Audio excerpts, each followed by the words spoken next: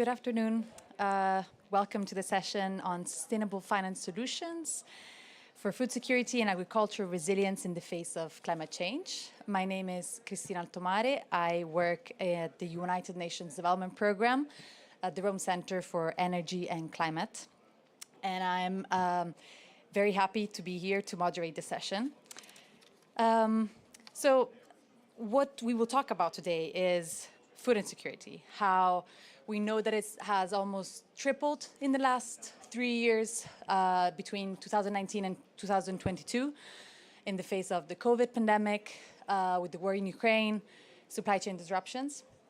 We know that 1/3 of greenhouse gas emissions today are coming from the agricultural sector, which is the second largest polluter industry-wise after the energy sector.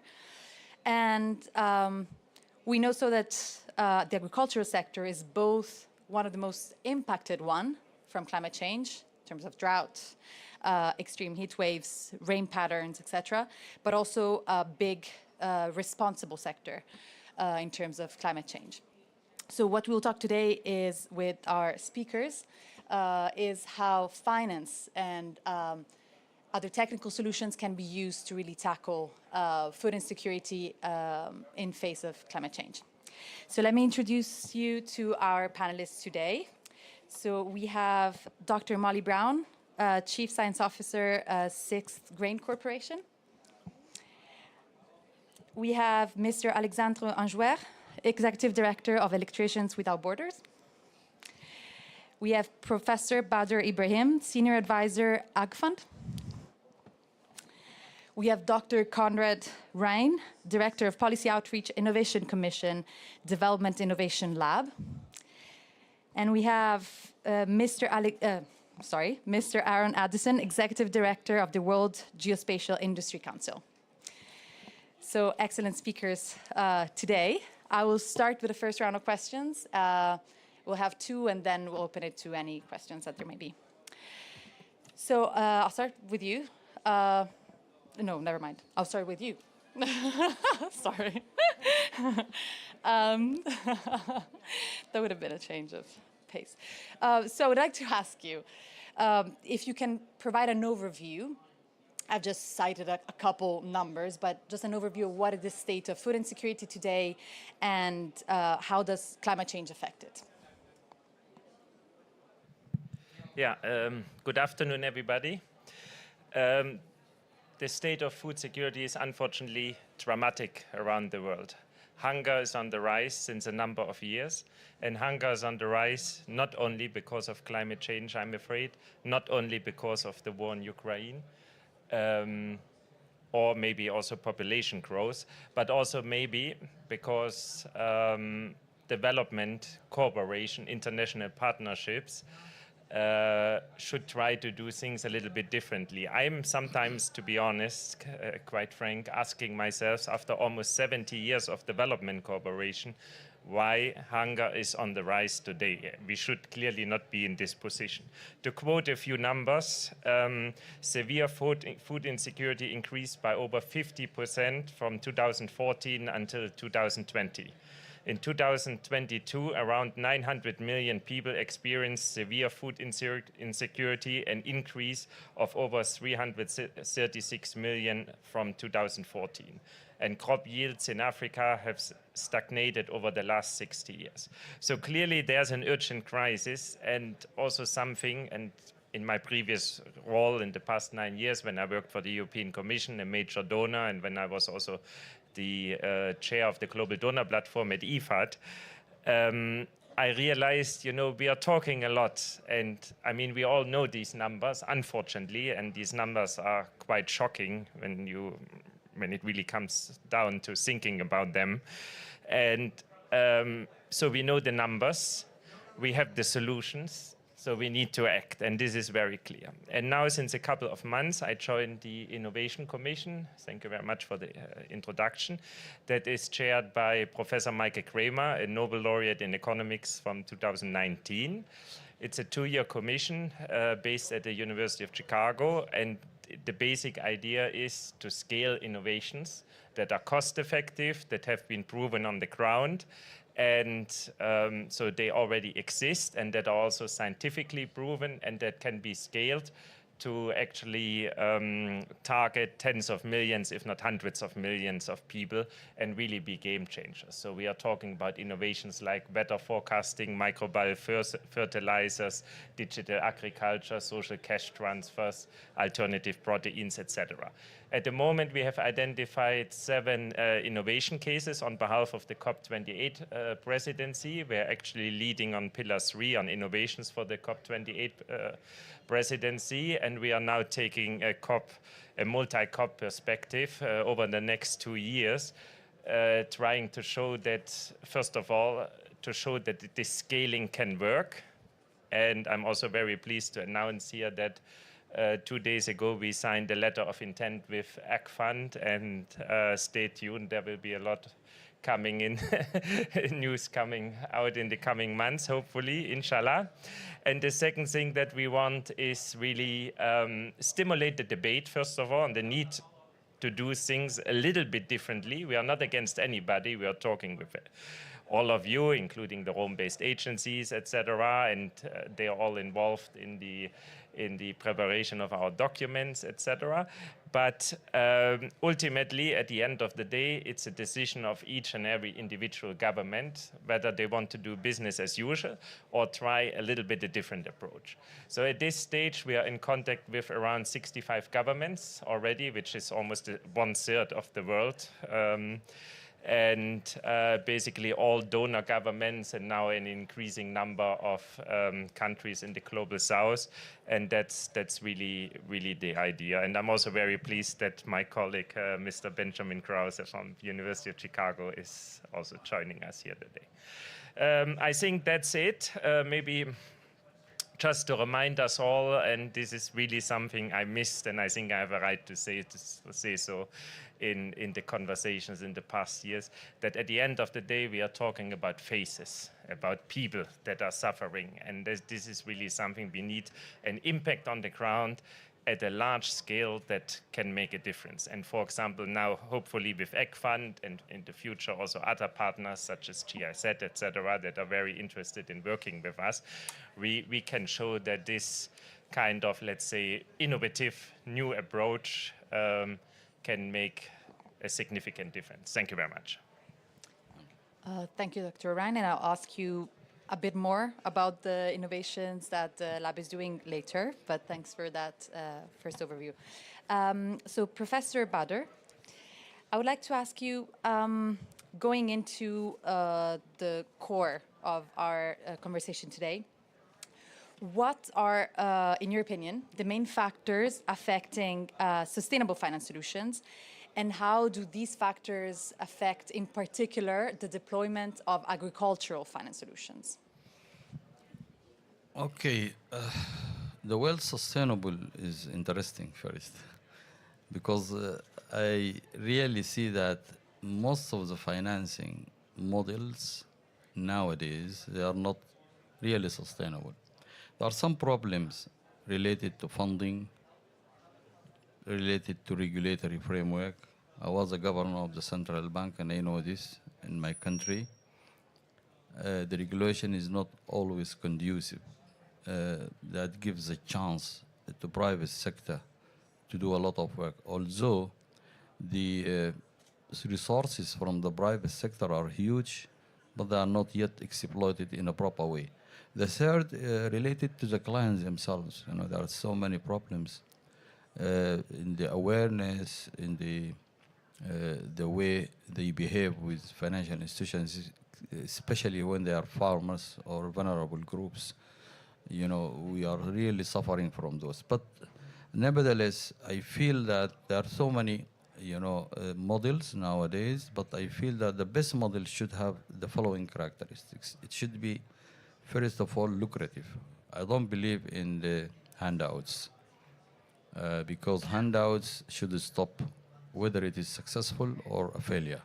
So it's not sustainable type of financing, because there will be some fatigue from the donors or from the financial institutions or from even the government to continue, giving, tips for those who are not productive or who are not repaying back the money, because the circle of money is very important. Because if you have $1 circulated 10 times, it will benefit 10 times than $1.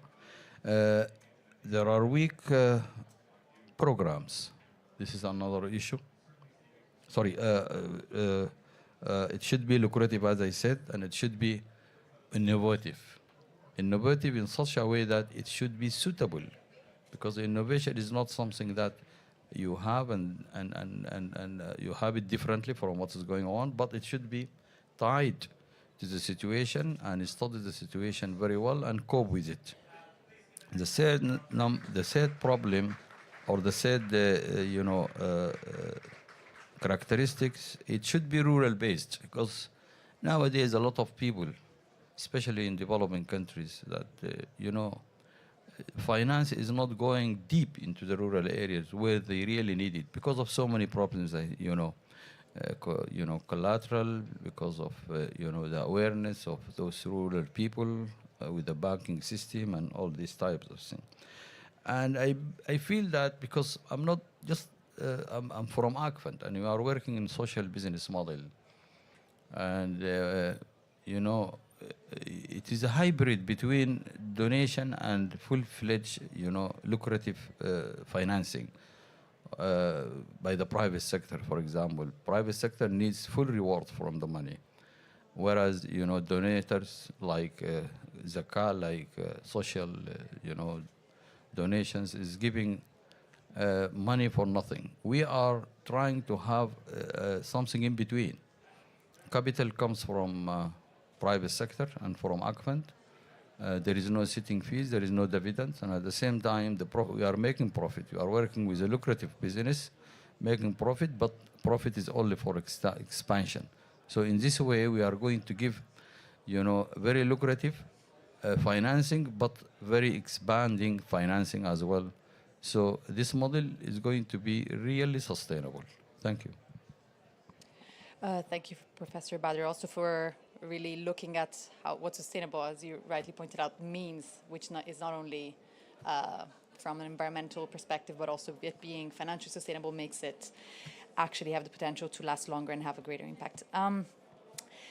So now looking really at the challenges for small farmers, small producers, I'll ask you, Dr. Brown and Mr. Addison, the same question, considering like your different backgrounds and experiences that you bring. I'm sure that we'll get different perspectives on this. So as we said, they are the most affected, some of the most affected segments of the population in terms of climate change impacts. What are the main challenges that you think they face, and how can governments support them from a policy point of view, regulatory point of view, availability of financial instruments, and the such? Are you sure? So, hi. Sixth Grain, the company that I work for, is a private sector digital ag company, and we wanted to show you really briefly about the kinds of tools we develop. One of the ways that we can connect smallholders to banks in order to bring the finance down onto the local level is to digitally show it on a map, right? To be able to connect farmers who can be represented about where their villages are and where their where the banks, the proximate banks. So here's, for example, a tool that we've developed for gum arabic, which is a sticky resin that's produced from an Acacia Senegal or Acacia Sayal tree, and it is used in Coca-Cola and other drinks and products that want to say that they're natural, right?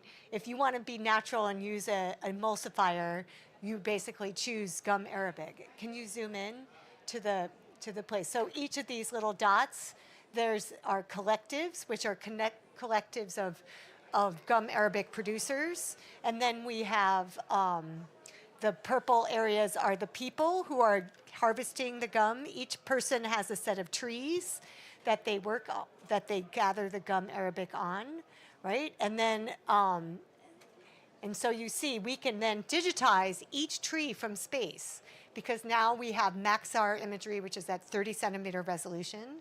There have been models that have run which can draw little polygons around every single tree across the whole of the Sahel. So we can then identify what the trees are by asking the guy who's harvesting the gum arabic. We can gather the information and then we can provide that to the bank, who can then provide a loan to the gum arabic producer so that he can store the gum arabic from the time when everybody else is producing it, selling it, to 3 months later, 5 months later, where he can get 5 times that value. So this is the kind of digital tool that can empower the banks, empower the producers, and empower the buyers of gum arabic. So instead of going through 4 intermediaries, they can deliver the full cost of the full price that they buy the gum arabic from a 12th party, right? Then they can buy it directly. And so this is another tool which basically shows the quality of gum arabic for whether or not it's how sticky it is, because there's geospatial drivers of stickiness, believe it or not, like how thick the gum arabic is. Anyway, so this is the kind of tool, right? And so by bringing people together in an innovative way, we're able to solve some of these problems by leaping over the details. Okay, that's what I have. All right, Erin, now you can. Yeah. Oh, I'm so sorry. Sorry, I'm showing up. I apologize for showing off here. All right, got it. Thanks, Molly.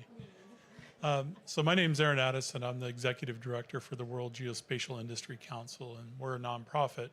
Our members, though, are all commercial geospatial and or Earth observation companies. Earth observation means either looking at the Earth from space or in situ on the ground. And this is a place where a lot of the data is collected that fuels the algorithms, that fuels maps like the one that Molly shared with us. So our interest is to see how we can innovate, but at the same time, how can we bridge between where we are and where we want to be? And what that means is, are there things that exist today that could be used in service of some of these topics, like food security and smallholder farms, but also building a pathway, helping these farmers, helping these governments see themselves in that solution, so that they're able to buy in and see what's going on in these individual, whether it's an individual tree, a farm, so forth. I think one thing that gets overlooked at times is that farming is inclusive of things like fisheries as well. They're farming as much as anybody on land. One of the things that we've done recently is we've actually conducted a pretty extensive inventory through both qualitative and quantitative instruments to talk directly to end users. So instead of us assuming we know what the small farmers need, we've actually gone out and engaged them in over 100 hours of interviews on what you really need. And then we've done that all the way up through government. And it's really interesting to see what is needed from their perspective versus sort of sometimes what we might think is needed on their behalf that winds up not being helpful to them in the end. And so just a couple insights that we've gathered from that, to your point about what can governments do to support the smallholder farmers.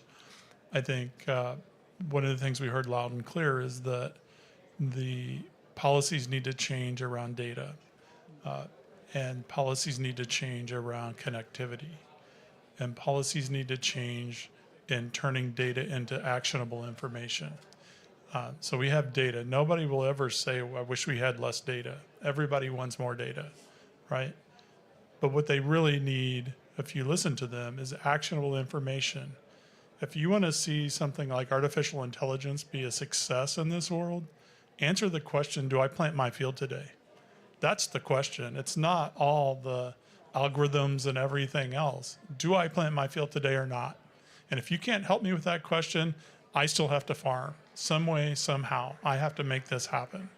And so am I going to succeed because of the tools, because of the data, or am I going to succeed in spite of the tools and in spite of the data? So we have to lower those barriers for them and lower those obstacles for them. What that might look like on the ground is that procurement for something like high resolution aerial photos is so cumbersome. There is so much that has to be done. It oftentimes, the cycle to get a single aerial photo taken is over a year, over a calendar year, where they can procure satellite imagery and have a usable product in their application on their desk in 7 days. They know it's not as good of data, but the hurdle is too high to do the high resolution data, so they go for something that's usable but not optimal. And this happens time and time again, whether we're talking about imagery, location data, polygons. There's a lot of these things that factor into their decision-making process. And then the second piece I'll just talk about briefly is go-to-market. There's a big gap in helping farmers know where to go and when to go there to sell their products. Because a lot of times they may just go to the nearest village, they may go to the easiest village, and they're being taken advantage of in terms of the market there, because there could be a surplus of the crops that they're selling. If you want to know what this looks like in other parts of the world, if you've ever driven through an agricultural landscape in, say, Europe or the United States, you see these grain silos. The whole point of the grain silo is to store the grain until the market is optimal. They have the capability to do that in those markets that we don't have in places like Africa. So how can we help them optimize their go-to-market strategies through various geospatial tools and data becomes something that would be very valuable to them. Again, building on the question I said earlier, do I plant my field today? Do I sell my crop today? That's another question that if we can find a way that AI and other types of those types of tools can be used in service of answering those kinds of questions, then I think we're really making a difference.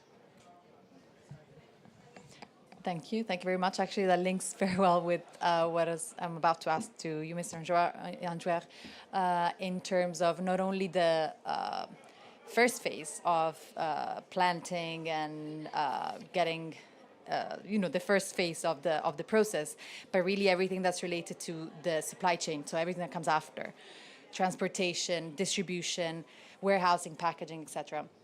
So I'd like to hear your views on how do you see finance solutions in the supply chain as paths to promote agricultural sustainability?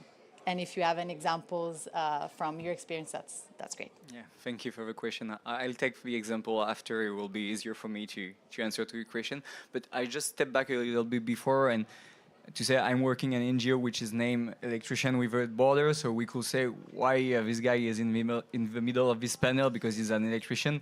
But in fact, electricity is just a transversal tool. It's not electricity for electricity. It's electricity to give access to good education. It's electricity to good productive use and to make money because you're more efficient. It's also a way to produce good product, to store them, to cool them, and then to distribute them.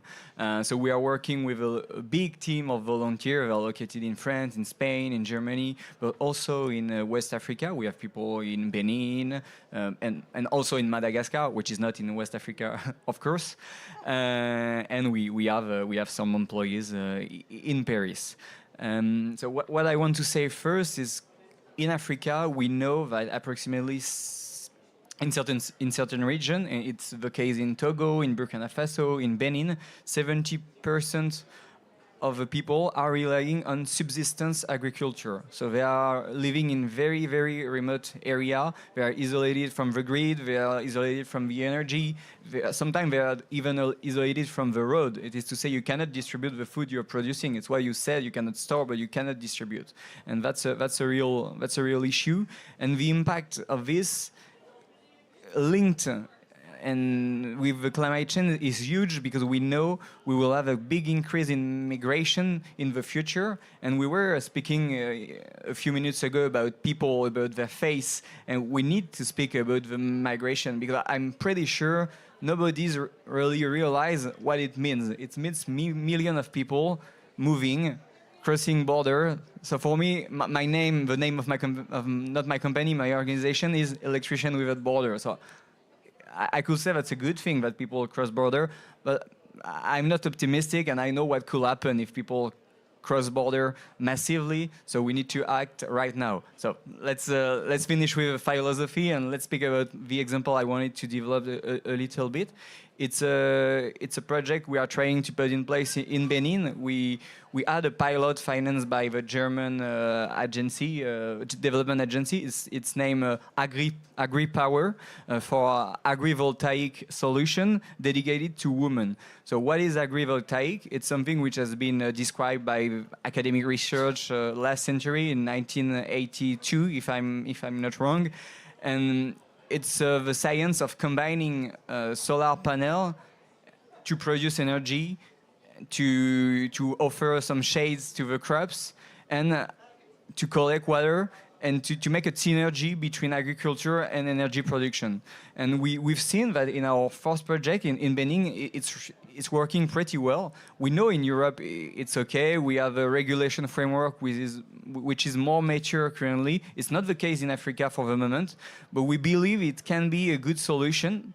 And for example, we've seen on banana, the rise of the yield is approximately 120%. It's not true for tomato. For tomato, the results were very bad, I need to be frank. But for the rice yield, in India, the results were pretty good too. It was an increase of 25%.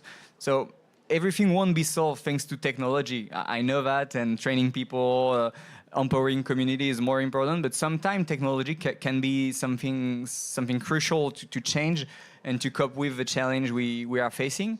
And what I want to say about supply chain is currently with this solution we are developing in Benin, thanks to our local partner, which is named Songhai. You can take a look to the website. They are really great, and they are agriculture experts, because we are only electrician experts. So what I want to say is we will produce electricity. So what to do with this electricity? It's hard to finance, but after it's hard to sell the electricity. If you cannot connect to the grid your solution, you won't be able to make it profitable for the farmer, and you won't be able to develop another source of revenue for the farmer. So you can connect to the grid if possible, but in Benin it's not possible. So you need to develop productive use. You need to transform the vegetable growers are producing. And you also need to develop a cooling system, which enable people to store the vegetable maybe 2 weeks or 1 month, and to wait for the logistic to be able to come and to distribute the product. And that's a crucial point we are facing now. We don't know if it will be easy to tackle with it, but we were trying, and we were also looking for financing for this solution for our partner and for us. So maybe in 4 years I will be able to give you more results. But I know in France it's working well, especially for wine. And you know, in France we like to drink good wine, and even for wine it's working. The shade over the grapes is quite efficient, so I can suppose it will be efficient also for manioc in Africa. Thank you, and thanks also for spelling out, the link between the energy sector and agriculture. Of course, you mentioned productive use of energy, but also a big chunk of what resilience means for the agriculture sector is access to reliable energy that can ensure, and everything that you've discussed. So, but thanks for spelling it out. I don't think anyone was confused about your presence here, by the way. And now what I would like to ask you, to all of you, is, well, to tell a bit more about how your organization is tackling agricultural resilience vis-a-vis climate change, if you have any specific or additional examples. And I would like to start with Professor Badr. And also, on top of that, if you have one example that you would like to share of an innovative financial model for agricultural resilience that you think is worth mentioning, that you think is very promising, is untapped, or something you'd like to mention about it. Thank you. In fact, we have multiple goals when we talk about resilience and AgFund banks. One is a poverty goal, because we are fighting poverty in different countries, where we are in about 8 countries. We also look at the nutritional side and food security as well. For example, in Sierra Leone, in our bank in Sierra Leone, we finance farmers who are producing sweet potatoes, which sweet potatoes are very well known for the nutritional aspects. So we go for that, and we are also cooperating with different institutions down there. The question you ask is about the model, is it? Yeah, an innovative financial model that you think is very promising, or in terms of supporting agriculture resilience vis-a-vis climate change. Any type of innovation, financial innovation. I don't know, the use of insurance or a specific instrument that can be accessible specifically by farmers or by the agriculture sector at large. Okay, we have a model in Sudan which we really admire, and we want to replicate it in Sudan as well as in other banks in ACFund. We have a hub, agricultural hub, that provides financing, different types of financing, especially financing for improved seeds that enhance productivity 5 times for peanuts farmers for the last 1 year or so. We have also a weather index solution for agriculture in the rural areas. We are doing this with Syngenta and SCBF. It includes training, and it's working fine since we started now almost 3 years. And we think that the insurance companies are on board with us, and it looks like a new model where you compensate for the shortage of weather, as well shortage of rain, as well as when there is more rain. The hub also includes a lot of things.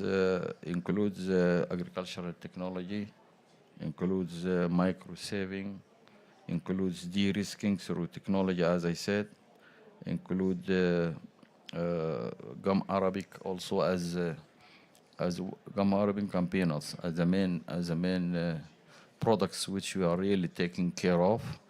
And I was hearing what you are saying, but because I'm a Sudanese and I know very well about this sector, this sector is, I'm sorry to move away from the question just for 1 minute. This sector has got many stakeholders, and I think the best thing to do, ACFund and you, we have to attempt all of these stakeholders. I'm not talking about farming community. I'm talking about government and local communities, and as well as Sudanese exporters and foreign exporters of gum arabic. So it's so complicated sector in Sudan.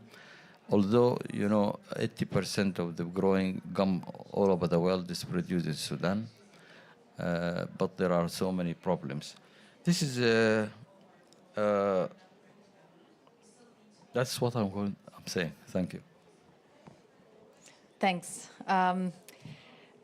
Dr. Ryan, so if you want to give a specific example, you mentioned 7 innovations that you're presenting, or you presented here at COP. If you want to tell us something about that, and if you want to say something about one specific type of financial innovation that you find exciting. Yes.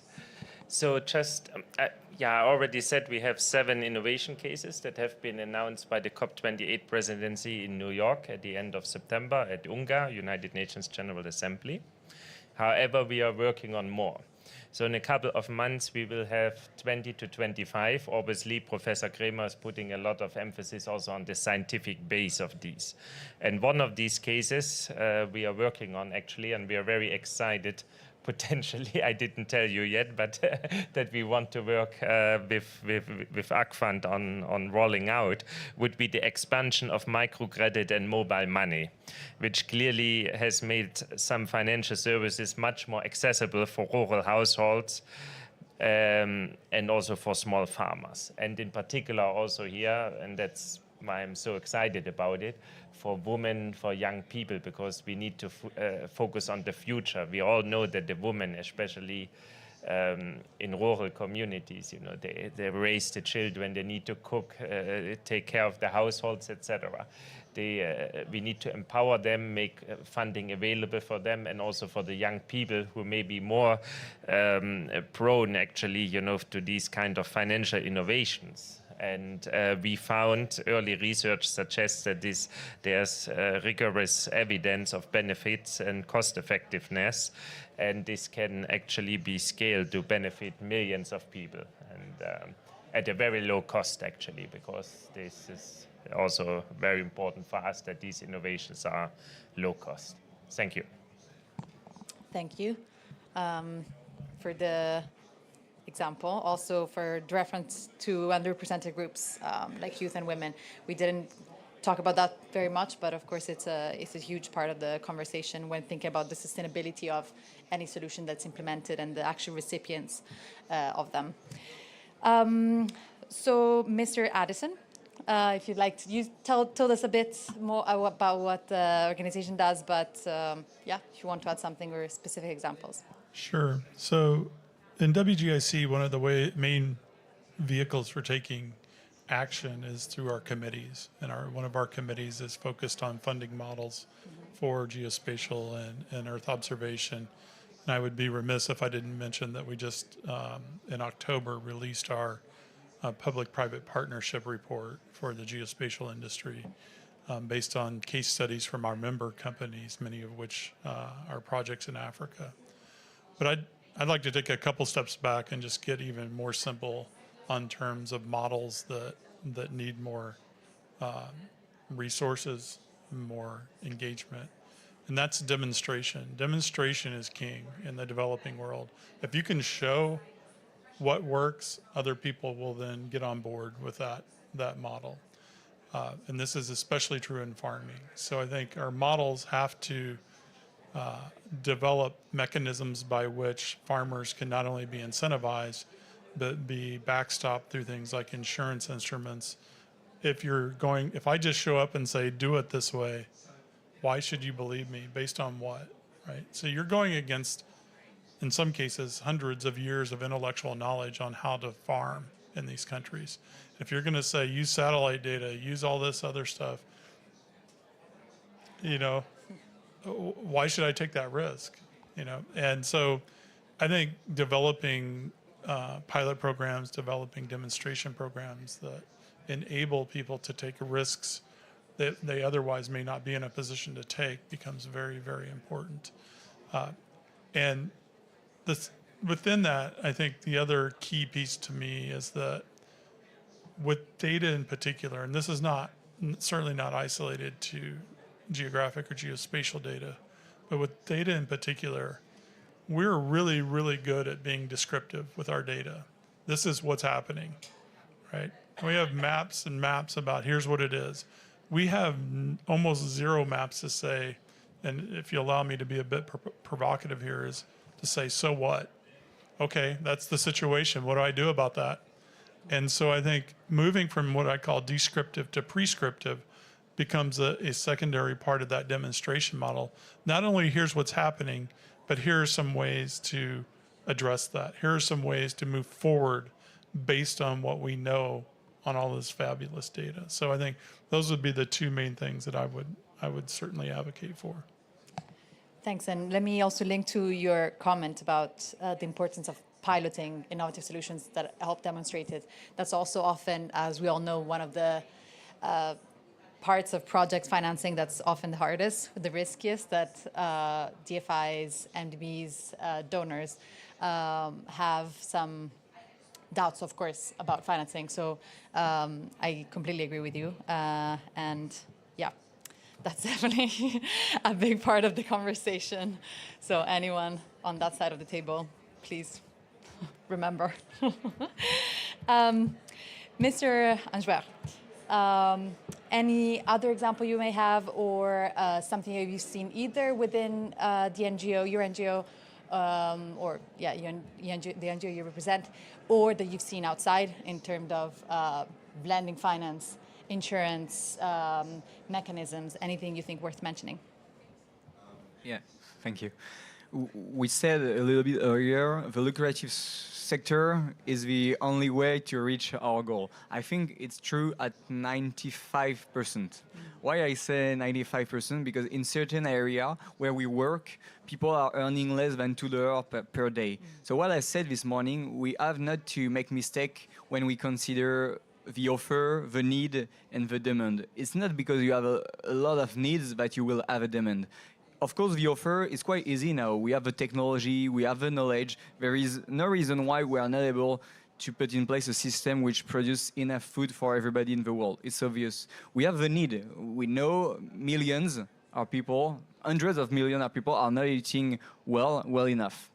But there is no demand at the end because they are not earning enough money. So demand and offer are not met. So that's one part of the issue. But I'm really fond of working with the lucrative sector, and it's the main part of the answer. But it's important not to forget the 5 remaining one, especially in very, very isolated rural area.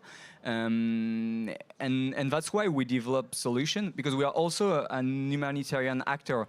It is to say, sometimes we only act after crisis. If you have a flood, if you have an earthquake, or even war, we are working in Ukraine currently, not on farming solution, only on installing power generator, solar panel to heat the shelter during the winter. But we are also acting after humanitarian crisis. In this situation, it's just impossible to be profitable. So that's another example. But I will focus on one project we put in place in Burkina Faso and in Benin. And we have worked a lot with a local company to put in place a system where a local farmer can afford to rent a solar pump system. So solar pumping is not innovative at all. In the past, we used a pump with a power generator, or people were even using their hand to draw the water from the pump. It was working well. So putting a solar panel just aside the pump is not innovative. It's a technical solution which is mastered today. Which is innovative is to make it profitable, or let's say to make it possible for the company to break even over maybe three years. And how do we proceed? Did we proceed? At the beginning of the project, we gave a subsidy to the company to make them accept the risk of a failure of the grower. So the farmer is paying a loan each month, but we know the risk is higher than in France or than in a very successful area. And why we did so? Because the microfinance institution, even if they do what they can, they were not okay to support us on that program, because the increase of the yield which were promised thanks to this project were not high enough to make it profitable for the grower. And the main interest of the project is not only the profitability. Of course, the yield are increasing, but the main thing is the health of the people. Now, thanks to this solution, 95% of the people who have solar pump and we were drawing water manually in the past say they don't feel pain in their back, they feel better, and they have time also. Because if you need to spend 2 hours of your day just to draw water, it's so inefficient. And, you know, so especially for the women, sometimes for a child, but always for the most vulnerable people. So that's why we decided to focus on women, not 100%, because it's sometimes it's hard to find enough women in farming in Burkina Faso and in Benin, especially because they don't own the land most of the time. But 50% of the growers are women, and they, let's say, saving time is the first step to be able to earn money after, because you will have time to produce more, but to transform, to distribute, to make your local marketing. So maybe that's the first step. It's very basic solution, but the results are good. So I wanted to share it with you. No, thanks. And using grants for de-risking, I think it's something we all know that should be working, but it's not at all a given. And we hear a lot about blending finance, etc. But of course, using subsidies or grant funds to really de-risk it, ensure that greater impact can be achieved is the goal. But Professor, you wanted to say something before I go back to you? I just want to add something because we are not concerned too much at ACFund about financing, because we have got ample financing, and in most countries where we are working, the regulatory framework is giving us a chance to have wholesaling from other banks and other financial institutions. But we are very concerned to create new products that is suitable for the people, and also there is a demand for them. For example, the solar energy in most of our banks, and specifically in Sudan. And we use, I mean, it is part of the package for the farmers, as you said. And also the clean cooking. We started clean cooking in Sudan, and there is a gap in clean cooking, and the government is trying to increase clean cooking from 20% to 100% by, I think, 2030, and I think they cannot make that because the government is working alone. So we try to pop in and try to do something. In Sierra Leone, for example, the demand, the people who are using clean cooking is less than 1%. It is the lowest in the world. That's why we started this project about a few months ago, and we are planning to expand it with the help of the government. So the products are very important than financing in some cases. I'm not saying in all cases, but in other countries, financing might be a problem. Mostly people look at financing sometimes, where is the issue for the microfinance producers is a marketing issue, because there is so many unsold products. If they sell them, then they can generate income or liquidity that they can reuse it instead of going back to banks. And the banks should not have more than 2 turns, three rounds of lending to any specific producer. Because if it is more than 2 or 3, it means that the bank is not doing his job and the producer is not doing his job. So this is my rule, on the whole. Thank you. Thanks. So Dr. Brown, back to you. Sure. Yeah, so I wanted to pick up on something that about the Innovation Commission and about weather forecasts, and your example also, Erin. So in 6th grade, we have a solution where we take the weather forecasts and we transform them into fungal risk parameters in Egypt for smallholder tomato growers. So this is an area, Egypt, right? You're thinking, not a lot of weather in Egypt. It's either warm or it's cool. That's it. But you'd be surprised, right? Because of that big water body and all the irrigation, there's a lot of variability in the amount of fog along the ground and the amount of wind. So which way is the wind flowing? Is it going this way or that way? And that has a huge impact on the fungal risk for all these smallholder tomato farmers. So what we've done is develop a platform which we deliver to the agronomists, who are then connected. And there it is. Gosh, Vladimir's like my own little. Anyway, so they're connected to agronomists who then engage with the farmers through their small retail shops, right? And the critical part here is to not get between the smallholder farmers and their advisor. We are not Egyptian, you might have noticed, and we also would never deliver this kind of solution to a smallholder farmer. What we do is we advise the advisors who can then, they send what's up blasters, right? That say, hey, your late blight risk is high. You might consider going out and looking at your tomatoes, see if you need to intervene. So this transforms weather forecasts just straight up. It's going to be, and in Egypt, the weather forecast, it's going to be 80 and sunny all the time. It doesn't tell you what you need to know. What you need to know is what the implication of that weather forecast is to a tomato grower, and then to deliver that, not like it's going to be humid this morning, you're going to deliver a message directly about the risk, which can then be transformed into action, which can then protect the yield. Because fungal diseases can just take over a tomato. Any one of you have ever grown tomatoes, you know. Once you got a fungus, you're dead, right? So you really need to act quickly, and it costs a lot of money, but it's much less expensive than losing your whole tomato crop, right? So this is an example of how you can make weather forecasts actionable. And now we have a follow-up. Go ahead. I mean, do you Yeah, mind? sure. Yeah, no, Dr. Ryan. Sorry. Thank you very much, Molly. Let's talk, and I know we will talk in 90 minutes of a meeting. But I actually want to react to something what you, Aaron, said. Yes. And this is like, you know, societies need to be open towards innovations.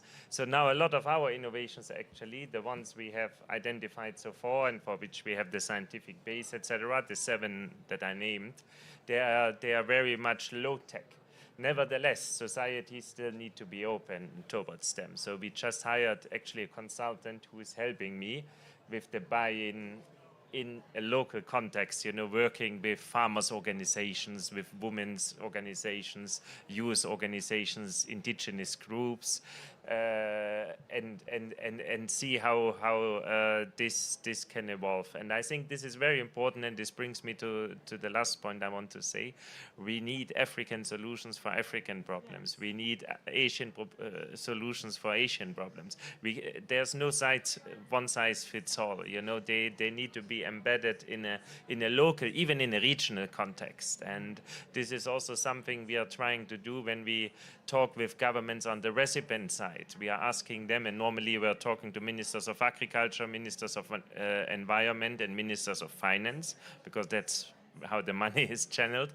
And we are asking them, what are your needs, you know, first of all. And then we somehow try to link them with donor governments, and by doing so, you know, show that the scaling can work. I think this is super important to completely move away from this top-down approach. Yeah. And let the solution should never get in between the government and their people. Yes, But exactly. you're offering solutions, but they need to choose and act and do it themselves. Yeah. Thank you. Sure, go ahead. I would just agree here wholeheartedly. I think it's really important that we follow these models. And to Molly's point, when we develop tools so that the local communities can advocate on their own behalf. And sometimes that's a fancy tool, but one of the most used tools I ever developed was 10 lines of JavaScript, and all it did was a deforestation calculator that somebody could use and say, we have this much to start. We have 10 hectares in our community. We're going to cut down this many hectares. We're going to plant this many hectares, and it needs to happen over this length of time. They can come up with their own sustainability. Nobody needs to parachute in and tell them what's sustainable or not. And so I think sometimes we overshoot the mark on some of our tools. So I always advocate for the simplest tool. I'm a student of Einstein who said, the solution should be as complicated as necessary, but not more so. And sometimes I think we sort of overcomplicate things, not on purpose necessarily, but just in pursuit of a latest technology, more data, higher resolution. It could be wireless, disconnected, like the list goes on and on and on. But is that really what's needed? And just being open and honest about those kinds of communications, I think, is a key to unlocking the potential of a lot of these types of things. Thank you, Mr. Addison, for all your interventions. So we have ran out of time 1 minute ago. But we've had the time to discuss some of the main challenges that agricultural sector faces vis-a-vis climate change. We've looked at some of the solutions, what characteristics they need to have. And just to mention a few, we've mentioned innovation and what innovation means, the fact that they need to fit local needs, including those of underrepresented groups. And we've mentioned the need for projects to be financially sustainable or be potentially financially sustainable with some help. And we've also heard a lot of great examples of what works and the work that you're doing, your organizations are doing. So let me thank you for, we don't have time for other questions. But yeah, let me thank you once again for the conversation and for your time today. And yeah, okay.